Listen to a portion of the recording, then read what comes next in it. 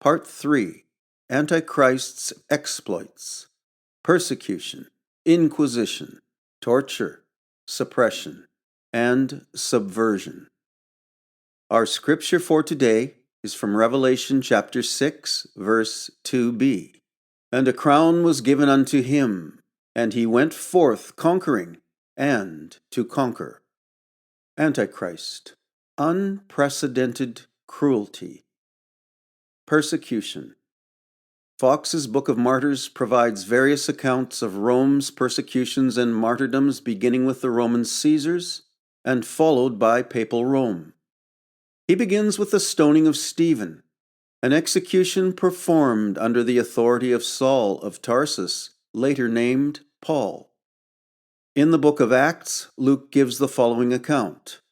And Saul was consenting to his, Stephen's, death. And at that time there was a great persecution against the church which was at Jerusalem. And they were all scattered abroad throughout the regions of Judea and Samaria, except the apostles. Historic accounts also report that Nicanor and about 2,000 Christians also were martyred at that time. Between 44 and 73 AD, Fox writes that there were many Christians martyred under the Roman Caesars. Among them, James the Great, elder brother of John, Philip, Matthew, the tax collector, James the Less, Matthias, Andrew, brother of Peter, Mark, Peter the apostle, Jude, brother of James, Bartholomew, Thomas, Didymus, Luke, author of the Gospel of Luke, Simon the Zealot, John, brother of James, and Barnabas. It is likely that the early church expected this, as Jesus warned his disciples, quote, They shall put you out of the synagogues. Yea, the time cometh, that whosoever killeth you will think that he doeth God service. And thus the Romans sought to silence the Christians, with the Jewish religious and political leaders in full support. Fox describes 10 periods of Caesarian persecution starting with Nero in 67 AD and ending with Diocletian in 303 AD. He writes that Nero devised some of the most diabolical methods of torture, even covering his victims with wax and setting them afire as torches to light up his gardens. And Domitian, starting around 81 AD, commonly crucified and boiled Christians in oil, blaming them for the natural disasters, diseases, and famines that may have at times plagued the empire. After Domitian, Fox discusses a third wave of persecution under Trajan and Adrian beginning in 108 AD. Ignatius is perhaps the best known of martyrs at that time. It is reported that Adrian, the successor of Trajan, slaughtered Zenon, a Roman nobleman, along with 10,000 other Christians. Antonius Pius succeeded Adrian in 138 AD and stayed the persecutions. However, around 161 AD, Marcus Aurelius Antonius instituted a fourth wave of persecution. Some say more horrific than previous. Fox writes, Some of the martyrs were obligated to pass with their already wounded feet over thorns, nails, sharp shells, etc., upon their points. Others were scourged until their sinew and veins lay bare, and after suffering the most excruciating tortures that could be devised, they were destroyed by most terrible deaths. Among the long lists of martyrs were venerable early church leaders Polycarp and Justin Martyr. Around 192 AD, a fifth wave of persecution began under Caesar Severus, who was responsible for the deaths of many Christians throughout the empire, including Victor, Bishop of Rome, Leonidas, the father of Origen, Irenaeus, the Bishop of Lyons, and Callistus, Bishop of Rome, who was martyred in 224 AD. A fifth wave began under the tyrant Maximus, who tied Hippolytus behind a wild horse where he was dragged until dead.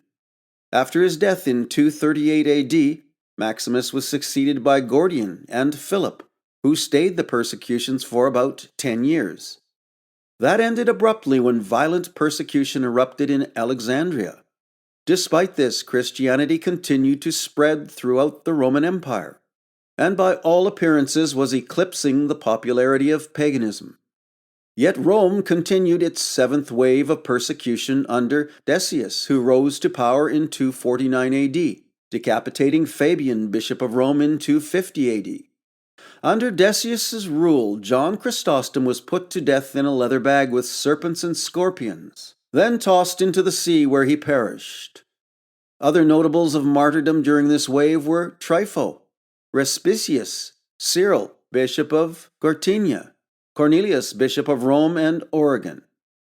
Fox describes the eighth wave of persecution under Valerian, though only 3.5 years, to be one of the most brutal and extensive, where neither rank, sex, nor age were regarded. Valerian was succeeded by Gallienus in 260 AD, and persecution stopped for the most part until a ninth period of persecution began under Aurelian, Tacitus, Probus, brothers Chamios, and Numerian, followed by Diocletian in 284 AD.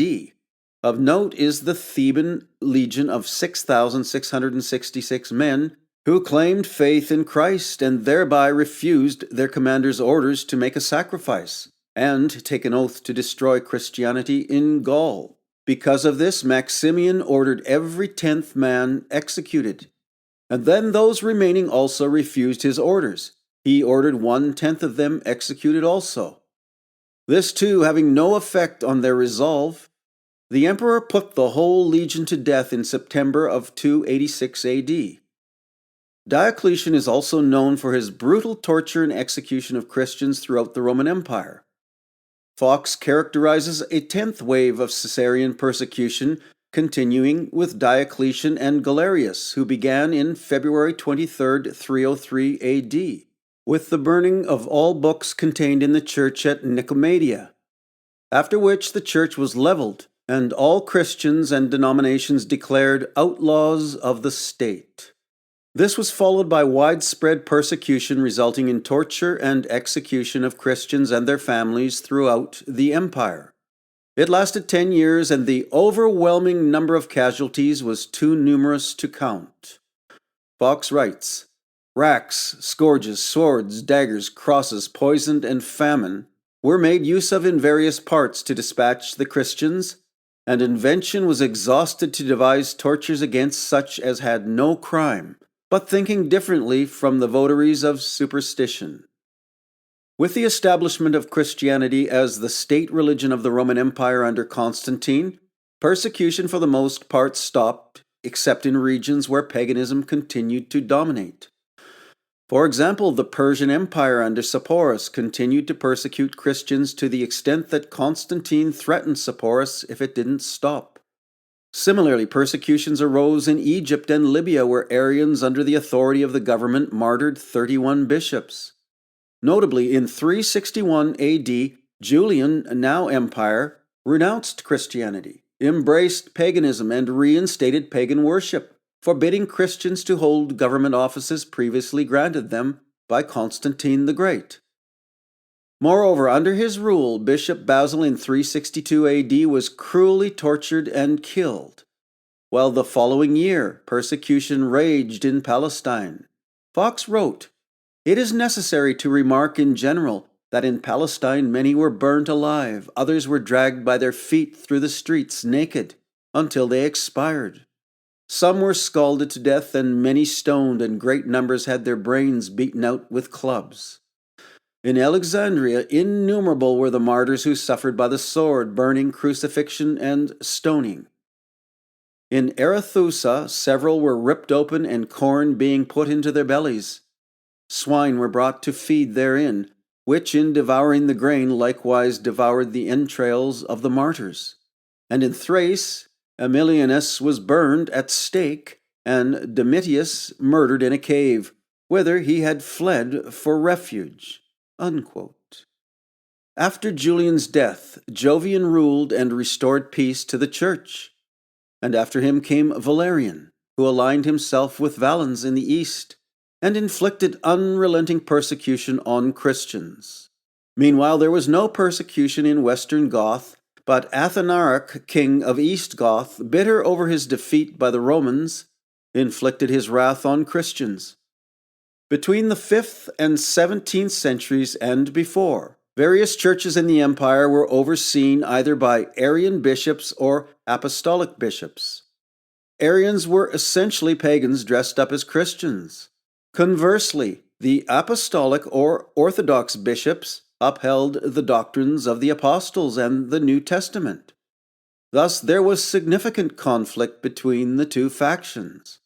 For example, in 586 AD, King Leovigildus had his son Prince Hermenegildus cut to pieces for refusing to receive the Eucharist from an Arian priest. And Emperor Heraclius defrocked Martin, the Bishop of Rome, for opposing the Monothelites. Later, in 655 AD, he was exiled to an island and there cut to pieces. In 683 AD, John, Bishop of Bergamo, was assassinated for attempting to extirpate the Church of Arian heresies. From the 8th to the 11th century, there is a marked increase in the authority of the Roman bishops. For example, Winfrid, who later became Archbishop of Mentz and father of the German Church, was commissioned by Gregory II to preach the gospel to the pagans. He is said to have converted and baptized thousands of pagans, destroyed their temples, and built churches upon those very sites. He and 52 others were murdered on June 5, 755 AD, while preparing to confirm a large number of new converts. In 800 AD, Charlemagne set the stage for the formal establishment of the Holy Roman Empire. In a ceremony at St. Peter's, Pope Leo crowned him and proclaimed him emperor, establishing a clear political alliance between the Pope and the united Germanic tribes of Western Europe. By the 10th century, the Holy Roman Empire was formally established, as was the Pope's divine authority to appoint kings over it. And in 962 AD, Pope John XII crowned Otto I emperor. And thus an imperial line of Pope-appointed kings was set in motion. Yet over the next 2 centuries there were power struggles between rival popes and emperors, deposing and instating one another. And by the 13th century the crusades of Pope Innocent III took a turn for the worse, as he averted his efforts toward conquest of the Greek Orthodox city of Constantinople, and elimination of Christian communities like the Cathars and Albigenses in southern France, and the Waldenses from Italy's Piedmont Valley, who were unwilling to submit to papal Rome, rather upheld the Bible as their final authority and source of true doctrine.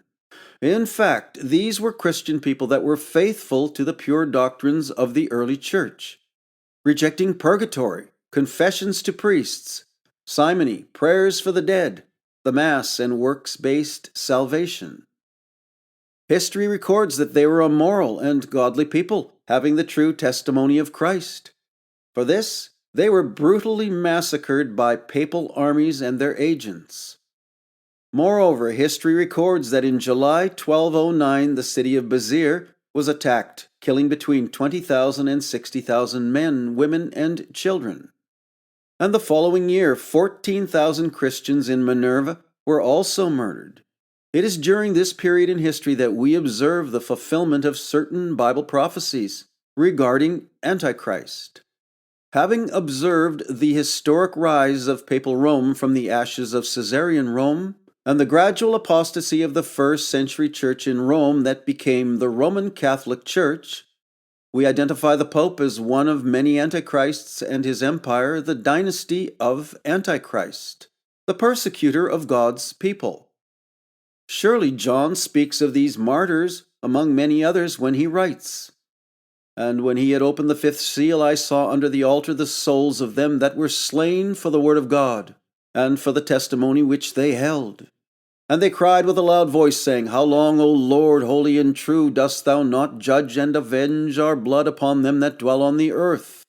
And white robes were given unto every one of them, and it was said unto them, that they should rest yet for a little season, until their fellow servants also, their brethren, that should be killed as they were, should be fulfilled." Tragically, this prophecy informs us that there will be more martyrs before God returns and exacts his judgment on those responsible. Papal Rome's persecutions far exceed anything that Caesarian Rome exacted, in both brutality and number. And again, that explains why the early church prayed for the stability and continuance of Caesarian Rome, knowing that it was restraining Antichrist, and that when that restraining force was taken out of the way, persecution of an unimaginable magnitude and extreme wickedness would be unleashed. Though Caesarian Rome was every whit Babylonian, Papal Rome is the crucible where all that is called Babylon spiritually and temporally is distilled and dispensed until the time of the end. Of it John writes, "And in her was found the blood of the prophets, and of the saints, and of all that were slain upon the earth." He describes this diabolical system as Mystery Babylon the Great, the mother of harlots and abominations of the earth, drunken with the blood of the saints and with the blood of the martyrs of Jesus. Only Papal Rome fits John's description and has managed to perfectly dress Babylonian religion in the language and demeanor of Christianity. Despite this, she is a whore and the mother of harlots, pretending to be faithful to Christ, meanwhile denying Christ in her dogmas and deeds. She is Babylon's preeminent representative on earth until her final destruction before Christ returns. Both Daniel and John prophesied Rome's persecutions. "I beheld, and the same horn," Antichrist, "made war with the saints and prevailed against them." And in Revelation, "And it was given unto him," the beast, Antichrist, "to make war with the saints and to overcome them. And power was given him over all kindreds and tongues and nations." Though these verses may prophesy things that happen near the end of the age just before Christ returns, they generally apply to the church throughout the ages. The spirit of Antichrist is from the devil, and whenever and wherever the saints of God have been persecuted, Antichrist, at least symbolically, has been present. Part 3, Antichrist, Millions Slaughtered. Inquisition. In this section, we will further examine the exploits of Papal Rome, proving that indeed it is Antichrist and his dynasty, that it has slaughtered millions upon millions of innocent Christians, especially during the Inquisitions and extending through the Protestant Reformation and beyond. Credible historians and analysts, whom I shall quote and reference, place the number of martyrs in the range of 50 million based on 5 forms of evidence: writings of martyrs themselves, writings of inquisitors, facts of history, efficacy of Bible prophecy, and population growth and decline theory as it relates to groups targeted by the Inquisitions. Despite debates over the exact number of martyrs, there is no denying that the Inquisition happened, and the unspeakable atrocities that it inflicted are facts of history. Because 21st century Christians are far removed from the events and cannot possibly empathize with the satanic horror experienced by Christians during the Inquisitions, they often say that such cruelty and brutality was normative at the time, and the Roman Catholic Church has since changed, that we need not fear it. They say that it is not Antichrist or his dynasty, that the diabolical monster is something the Bible prophesies for a future generation exclusively. To entertain that foolish notion, one must ignore 2,000 years of history and dismiss the scores of testimonies by church leaders from the 1st century onward, who witnessed firsthand the workings of Caesarian Rome and Papal Rome. Make no mistake, the earliest victims of the Inquisitions believed and taught, as did those before them, that each pope is the Antichrist in the Church of Rome, the Babylon of Revelation. They were certain of it, and paid with their lives for holding that view. Moreover, heaven forbid that it should be misconstrued that I am attempting a thorough historical accounting of every casualty of papal persecution and inquisition, and every canonic doctrinal absurdity of the Roman Catholic Church. And following that, it be surmised that I would add up the numbers, producing a conclusive tally of crimes and lies, thereby summarily concluding that popes and papal Rome are the Antichrist, and Antichrist dynasty. Hardly. That would do it, but it would be a misguided effort, when a few verses of Scripture would suffice, and 2 or 3 historic incidents and 1 or 2 divine papal decretals easily settle the matter, proving there is no other like papal Rome on earth, that no other meets all biblical and historic criteria for Antichrist. So whether 1 or 100 million murdered Christians and 1 or 1,000,000 false doctrines, only Rome qualifies as that wicked, written of by Paul in 2 Thessalonians chapter 2, verse 8. Yet I feel compelled, for the benefit of skeptics, to provide a sufficient number of statistics, in the hope that modern Christians blinded by the smoke of Rome and ignorant of the facts would heed the command of Christ. Come out of her, my people, that ye be not partakers in her sins, and that ye receive not of her plagues. Charles Buck, in his Theological Dictionary of 1838, wrote, "The Inquisition, which was established in the 12th century against the Waldenses, was now more effectually set to work. Terrible persecutions were carried on in various parts of Germany, and even in Bohemia, which continued about 30 years, and the blood of the saints was said to flow like rivers of water." The number of Waldensian martyrs at that time was estimated around 4 million, and declared accurate according to Renarius, a Dominican priest, who maintained that the Cathars also confirmed the same fact. And the number of Albigenses killed in southern France between 1209 and 1229 is estimated between 1 and 2 million. In northern Italy during the mid-1400s, there were approximately 3 million people that did not believe in the authority of the Pope or his doctrines, Waldenses included. By the middle of the late 16th century, that number had been reduced to approximately 15,000. Other communities of Christians and their converts were scattered across Europe, where they experienced similar persecutions. Although it is estimated that the Roman Catholic Church slaughtered more than 8 million Waldenses, Albigenses, and Cathars, and their converts before the Reformation, surely this, at least in part, is the fulfillment of John's prophecy regarding the Babylon whore that sits on many waters. "And I saw the woman drunken with the blood of the saints and with the blood of the martyrs of Jesus." Unquote. Mother Church, she calls herself, and readily assuming the role of the blood-gorged woman, she wields implements of torture, flaying, boiling, dismembering, impaling, burning, and crucifying the saints of God. The Spanish Inquisition began in the late 1400s and lasted about 400 years. The primary target of persecution was the Jews. However, Muslims and Cathars, essentially Protestants, were also on the list. Although there are discrepancies in the number of deaths in Spain during this period, the numbers are significant.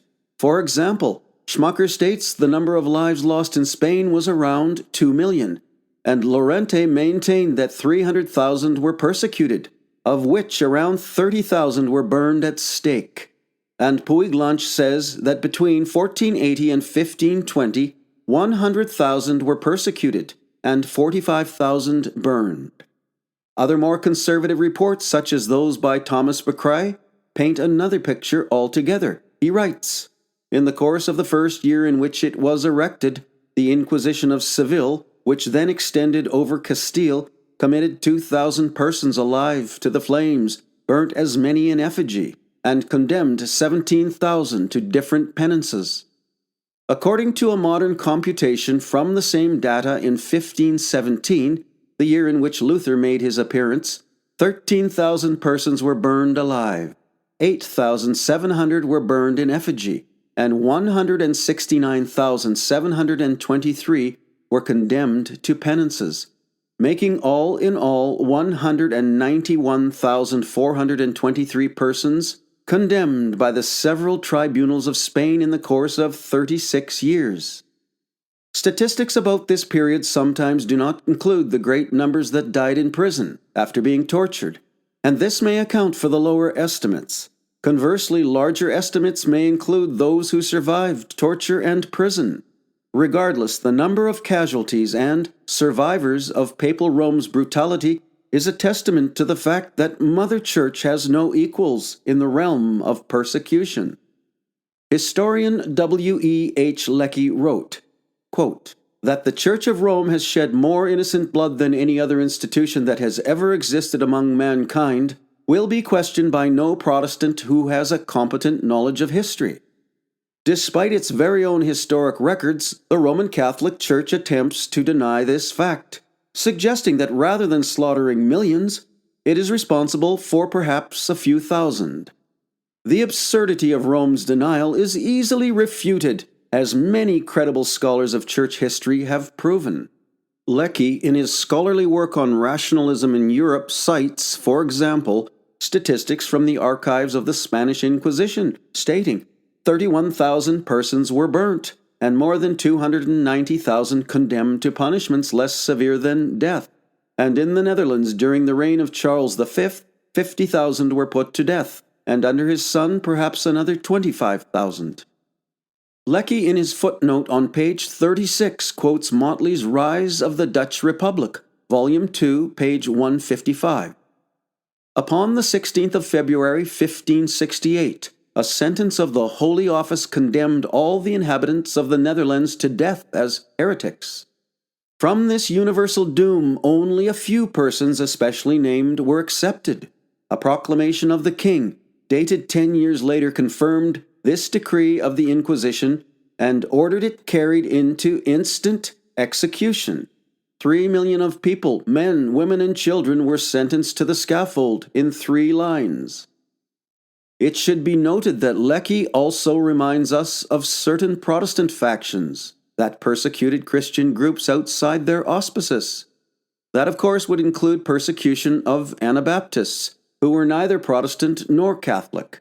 In the context of this treatise, that fact is only significant in that it further demonstrates the spirit of Antichrist, which is not partial to denominations and factional lines. It in fact reaches out and encompasses all that it can.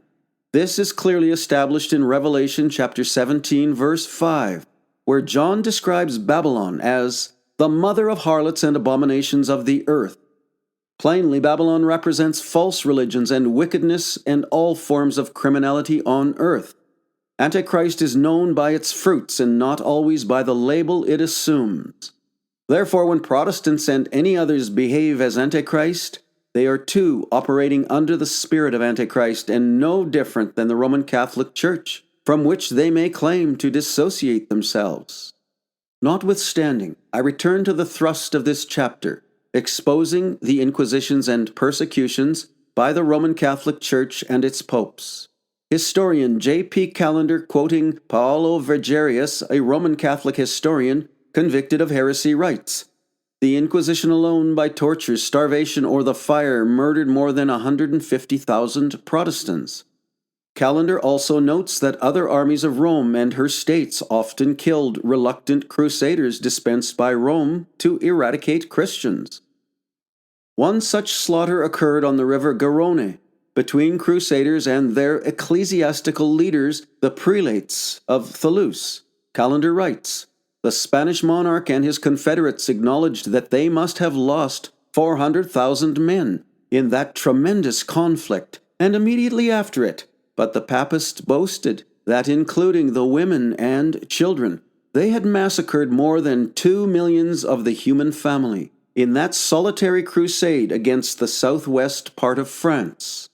Describing the massacre of Merindol and Cabieres, commanded by Pope Paul III, Callender recounts that event where 24 villages were burned, several thousand Waldenses killed, and 900 men of Cabieres were butchered, while the women trapped in barns were burned.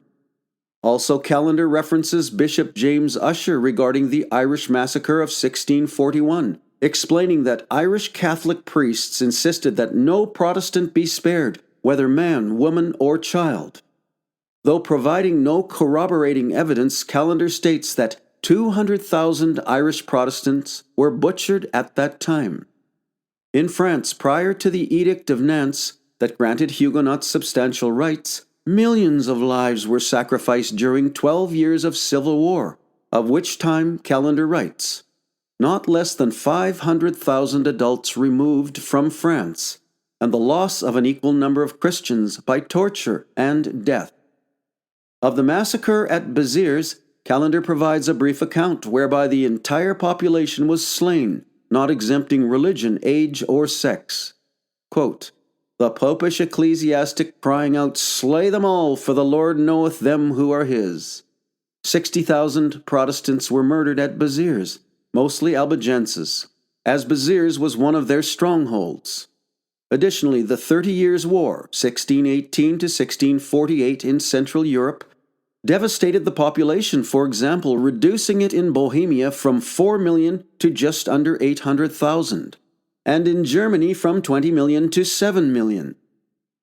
Alexander Campbell, in a debate with John B. Purcell, Bishop of Cincinnati, stated that historians of martyrology estimate 50 to 60 million people died, suffered torture, lost their possessions, or were otherwise devoured by the Roman Catholic Church during the awful years of the Inquisitions. Bishop Purcell made little effort to refute these figures, and Walter M. Montano, a former Catholic priest, asserts in his book, Behind the Purple Curtain, it has been estimated that 50 million people died for their faith during the 1200 years of the Dark Ages. Part 3, Antichrist, Methods and Horrors. Torture. Verifying primary sources is one of the challenges when presenting information about the Roman Catholic Inquisitions and massacres. Though many books written, particularly during the last 3 centuries, are available in print and on the internet, to my knowledge, some of them do not provide primary references with every substantive claim. Rather, they often paraphrase other authors, commenting well after the fact, not necessarily quoting verifiable eyewitness stories. Moreover, relevant websites frequently copy each other, sometimes with errors, giving the impression of not having carefully checked their references. The problems this creates are fairly obvious in that, despite their verity or falsehood, critics of Protestant information about inquisitions are quick to discredit many claims, deeming they are inaccurate, unsupported, exaggerated, and unscholarly. This fact is evidenced by the many Roman Catholic websites that purport to educate and inform Catholics about the real facts of persecutions and inquisitions, thereby hoping to greatly diminish the magnitude of carnage caused by papal Rome, and marginalize the horrifying details of Inquisition torture and execution, deferring the responsibility to civil authorities. Thus, the opportunity to dismiss some of what we know of papal persecutions of true Christians is often facilitated by well-meaning Protestants that, in their zeal to inform believers, end up discrediting what has for hundreds of years been accepted as historic fact. For those reasons, among others, I have endeavored to check every quote and reference, following referential trails as far back in history as possible, and taking little at face value. Although it is difficult to ascertain primary sources with every account, I am convinced that Christian historians overall are faithful in their accounts of the number of Christians tortured and murdered by papal Rome, and the intensity and foulness of Roman Catholic inquisitions. Moreover, writers herein quoted, particularly those of the Reformation and pre-Reformation periods, personally witnessed some of the worst displays of the diabolical fury of papal Rome, and most certainly would have been in contact with survivors and their families, or would have known others who knew them, again lending weight to their writings. Furthermore, official documents written by inquisitors make no attempt to hide Rome's brutal methods of inquiry and extraction of information and confession, nor do they deny the various kinds of cruel executions deployed. Upon capturing Catholic castles, convents, and monasteries, Protestant armies found fully equipped torture chambers, occupied prison cells, and mass graves of adults and babies hidden under ecclesial buildings and on adjacent lands. Preserved as museums, lest we forget, many of those sites can be viewed today by the public. Thus, I believe the information that I am about to present is reliable and consistent with what is generally known of the Roman Catholic Church and its persecutions, inquisitions, tortures, and massacres. And it further supports that we can scripturally identify Antichrist and his kingdom as the popes of Rome and the Roman Catholic Church. As Martin Luther said, if it's not them, then who? Lager, an eyewitness to the Piedmont massacres of 1655 at Vaudois in the valley of Lucema, wrote, "My hand trembles so that I scarce even hold the pen, and my tears mingle in torrents with my ink, while I write the deeds of these children of darkness, blacker even than the Prince of Darkness himself." Lager was not only a witness, of which he gives satisfactory proofs, but also a sufferer of that inquisition. His work was reprinted at Lyons in 1699 and translated into German in 1750. Following is Lager's brief account. Quote, "Little children were torn from the arms of their mothers, clasped by their tiny feet, and their heads dashed against the rocks, or were held between two soldiers and their quivering limbs torn up by main force. Their mangled bodies were then thrown on the highways of fields to be devoured by beasts. The sick and the aged were burned alive in their dwellings.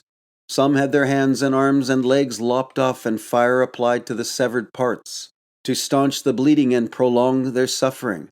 Some were flayed alive, some were roasted alive, some disemboweled, for tied to trees in their own orchards and their hearts cut out. Some were horribly mutilated, and others the brains were boiled and eaten by these cannibals. Some were fastened down into the furrows of their own fields and plowed into the soil as men plow manure into it. Others were buried alive. Fathers were marched to death with the heads of their sons suspended around their necks. Parents were compelled to look on while their children were first outraged, then massacred before themselves being permitted to die." Alexis Mustin's book, Israel of the Alps, includes additional macabre details of the massacre, as reported by Lager. Women and young children were violated, impaled, set up naked upon pikes at the corner of the roads, buried alive, roasted upon lances, and cut into pieces by these soldiers of the faith as by cannibals. Then after the massacre, the children which had survived it, were found wandering in the woods, were carried away. Of children were forcibly taken from what remained of their afflicted family, to conveyed into the dwellings of these butchers, and into the monasteries like lambs taken to the slaughterhouse. And finally, the massacre and the removal of children were succeeded by conflagration. The monks, the propagandists, and the zealous Catholics, running from house to house with resinous torches or incendiary projectiles, and ravaging in the midst of the fires these villages now filled with corpses. Lager wrote that lest he be accused of exaggeration, he took with him 2 notaries as witnesses to the testimonies he collected, and he assured readers that his own personal experience corroborates their stories. "What shall I say? Oh my God! Everywhere misery, terror, desolation, and death. These are the things which I can tell. But for many it didn't end there," Mustin says. 10 years, 20 years afterward, there were still in the galleys of the sovereign galley slaves who were martyrs. In the dungeons of Villefranche and in Turin, there were forgotten victims whose tortures and joyful death heaven alone could know. If anyone argues that Lager's descriptions merely depict casualties of war normative for that period of time, it should be noted that the Christian communities referred to were said to be peaceful, law-abiding citizens that paid their taxes. In fact, they were model citizens. Attacks on such communities, though dubbed holy wars by the Roman Catholic Church, were anything but holy. Rather, they were unholy attempts to slaughter all that would not bow to papal authority and the Roman Catholic doctrine. Samuel Morse, exposing the true spirit of these so-called holy wars, quotes Cardinal Pallavicini. "The whole of our faith rests upon one indivisible article, namely the infallible authority of the Church. The moment thereof we give up any part whatever, the whole falls. For what admits not of being divided must evidently stand entire or fall." Unquote. Later in that same treatise, Morse quotes the Catholic Duke of Canossa. "Better that thousands of the common people should perish by the bloodiest butcher than that a single life of one human being endowed with the divine right to reign." Unquote. And perish by the bloodiest butchery they did. If this infallible authority Pallavicini speaks of is not a perfect match for the beast of Revelation, who decrees that all should be killed who will not worship the image, And if bloody butchery by divinely appointed popes blessed by Canossa does not describe Antichrist in some manifestation, then what? Surely, eyewitness reports by Leger and others count for something of biblical and historic significance. In 1871, historian J. A. Wiley visited the Inquisition at Nuremberg and later wrote down what he saw in the chambers where Protestants were previously tortured and killed. He describes a dreadful room equipped with diverse instruments of torture, so numerous that it would take a long time to name them. Instruments for compressing fingers, probing under fingernails, tearing out tongues, scooping out eyes, lacerating flesh and peeling flesh, spiked cradles where victims were rolled side to side, iron ladles for pouring molten lead and boiling pitch into orifices, and chests of small tools for probing, pinching, and tearing at the most sensitive parts of the body. He describes the chamber of question in Max Tower, a room where 3 inquisitors would sit near a horizontal rack for stretching victims, and another upright rack where weights attached to feet were dropped, dislocating limbs, while spiked rollers excoriated the back. Around the room were hung minor instruments of torture: screws, thumbkins, spiked collars, iron boots, gags, water-dripping devices, rollers and spikes, scourges, pinchers and tongs for tearing, splitting nose and ears. Failing to capitulate, victims were taken down a dark passage carved in natural rock to a vaulted chamber, containing an iron virgin with mechanisms of embrace featuring spikes and knives, placed to penetrate the eyes, the mouth, the brain, and the organs of the victim. When spring-loaded levers were pressed, placed in the virgin's embrace, victims were slowly mangled, and upon death conveniently ejected into the river below. John Fox describes a particular Inquisition torture method conducted in stages. In the first phase, he reports the victim was stripped to his drawers and laid flat on a platform, where a collar was placed around his neck and rings around his ankles. Once stretched out, they wound thin ropes around his thighs so tightly that they cut to the bone, causing blood to gush out of his wounds. 4 times they did this. After that, they caused his shoulders to dislocate by inflicting a number of gruesome, unnatural contortions. This also caused blood to pour out of his mouth. They did this 3 times, after which he was taken to a dungeon where surgeons tended to his wounds in preparation for a 3rd and final round of torture. This involved dislocation of wrists and shoulders, which were soon reset by surgeons and torture resumed. Afterward, he was taken back to the dungeon where his injuries were tended before shipping him to jail, crippled and diseased for life.